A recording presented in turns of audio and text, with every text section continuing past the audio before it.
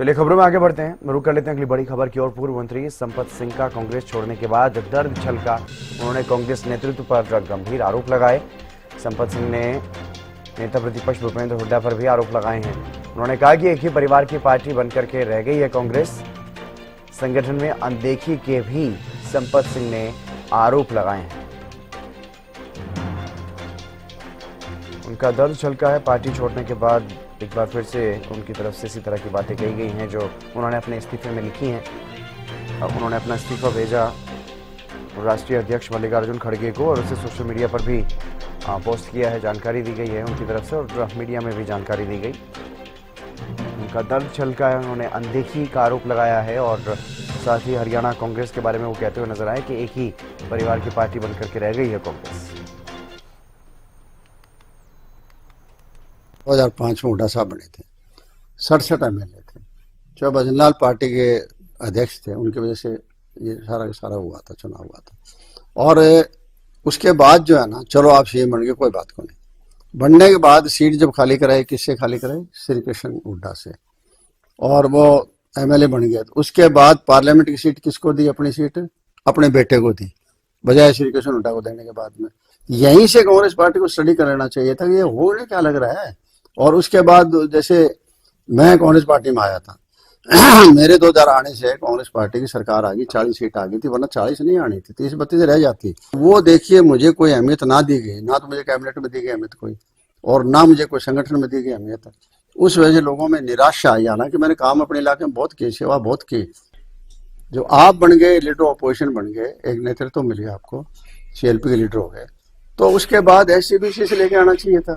हमारी शैलजा जी उस टाइम आ रही थी, उनको तो नहीं दी किसी को टिकट, किसको दे दी? अपने बेटे को फिर लिया है। भाई इसका मतलब आप घर में ले रहे हो। कांग्रेस पार्टी कुछ कर ही नहीं रही। कम से कम सड़क पर आए, लोगों की मदद करे। बयानवीर से थोड़ी बात चलती है, बयान दिए जाओ, बयान दिए जाओ। अरे कुछ करके दिखाओ, बयान का तो वैल्यू हो। कांग्रेस पार्टी एक नेशनल पार्टी थी, और नेशनल पार्टी से हटते हटते हटते हटते आज ये हालात हो गए कि एक परिवार की पार्टी रह गई है। इस वजह से जो है ना, आज कांग्रेस पार्टी से सभी लोग हताश हैं, निराश हैं।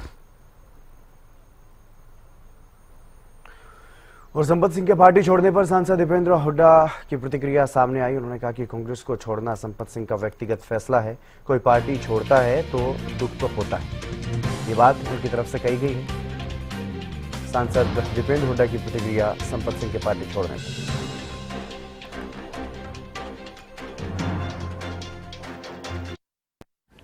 संपत सिंह ने भी पार्टी छोड़ी है, कितना बड़ा नुकसान मानते हो? देखिए, मैं समझता हूं कि कोई भी पार्टी अगर छोड़ता है तो ये कहीं ना कहीं इस बात का दुख होता है, लेकिन उनका व्यक्तिगत फैसला है। सब उन्होंने तो टिकटों को लेकर जो थोड़ा नाराजगी जताई, तो वो मैंने कहा कि व्यक्तिगत उनका अपना निर्णय है। संपत सिंह ने भी पार्टी छोड़ी है। और संपत सिंह के कांग्रेस छोड़ने पर बीजेपी नेताओं के बयान भी सामने आए हैं। कैबिनेट मंत्री रणवीर गंगवार और संपत सिंह के पार्टी छोड़ने पर कैबिनेट मंत्री आरती राव का बयान सामने आया है। उन्होंने कहा है कि निशाना साधते हुए कांग्रेस को उन्होंने डूबती हुई नाव बताया। डूबती कश्ती को हर कोई छोड़ देता है, संपत सिंह ने भी छोड़ दिया है, ये वो कहते हुए नजर आए। जी मैं तो कहूंगी कि सभी जैसे कहते हैं ना, कश्ती को जब डूबती हो तो सभी छोड़ देते, तो संपत सिंह जी ने भी वही किया। जी मैं तो कहूंगी कि सभी जैसे कहते हैं ना, कश्ती को जब डूबती हो तो सभी छोड़ देते, तो संपत सिंह जी ने भी वही किया। अमित वर्मा हिसार से हमारे साथ जुड़ गए हैं। अमित, क्या कुछ ज्यादा जानकारी इस पूरे मामले को लेकर के, क्योंकि संपत सिंह पहले भी पार्टी से नाराज चल रहे थे, लगातार पार्टी से नाराजगी उनकी बनी हुई थी और अब उन्होंने पार्टी को अलविदा ही कह दिया। जी बिल्कुल, हरियाणा के पूर्व मंत्री संपत सिंह कांग्रेस में कुछ दिन पहले शामिल होते। इससे पहले वो बीजेपी में और हिंदू में पार्टी में शामिल हो रहे। सबसे पहले बातचीत करियर के लेकर, तो उन्होंने अपने करियर की शुरुआत की तो काफी साल पहले की, जिसमें वित्त मंत्री भी रहे थे, विधायक 6 बार विधायक भी रह चुके हैं। लेकिन पिछले काफी दिनों से जब कांग्रेस के नेता प्रतिपक्ष नेता बनाए जाने पर उठा के बयान कर दिया था, उससे उसी समय से नाराजगी लगातार सामने आ रही थी।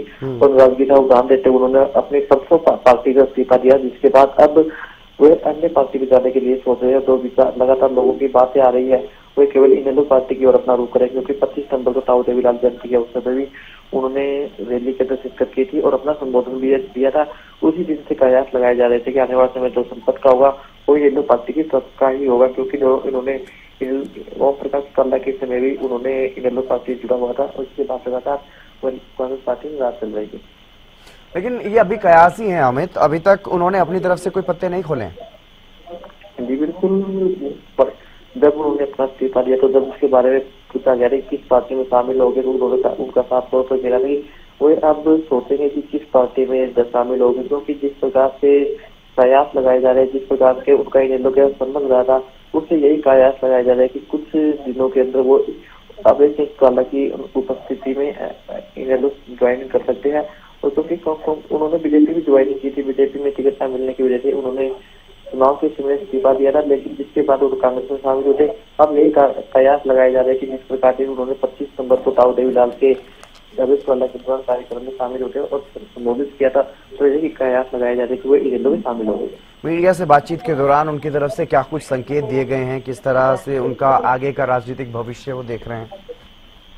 जी बिल्कुल, साफ तौर पर उन्होंने मीडिया से बात की तो मीडिया साफ तौर पर उन्होंने साफ तौर पर कह दिया था कि वे अभी सोच रहे, अभी तो उन्होंने इस्तीफा दिया, क्योंकि जिस प्रकार से कांग्रेस में गुटबाजी हो रही थी वो काफी परेशान हो चुके थे, क्योंकि गुटबाजी होने की वजह से कांग्रेस पार्टी लगातार जो ग्राफ को लगातार नीचे गिर रहा था, जिसकी वजह से काफी परेशान थे। अब उन्होंने जो इस्तीफा दिया है, इस्तीफा देने के बाद लगातार कयास लगाए, तब से उनकी तरफ से कोई अभी मौखिक रूप से पत्ते के दिया जाए कि किस पार्टी में शामिल हो गए, लेकिन कयास लगाए जा रहे कि वही इनेलो पार्टी में शामिल हो गए। जो उनके समर्थक हैं अमित, जो उनके करीबी हैं या फिर जो उनके क्योंकि इतना लंबा उनका राजनीतिक करियर, उनसे जुड़े हुए जो लोग हैं, उनकी तरफ से क्या कुछ वो क्या राय मशवरा कर रहे हैं इस बारे में कि कहाँ अब रुख करना चाहिए?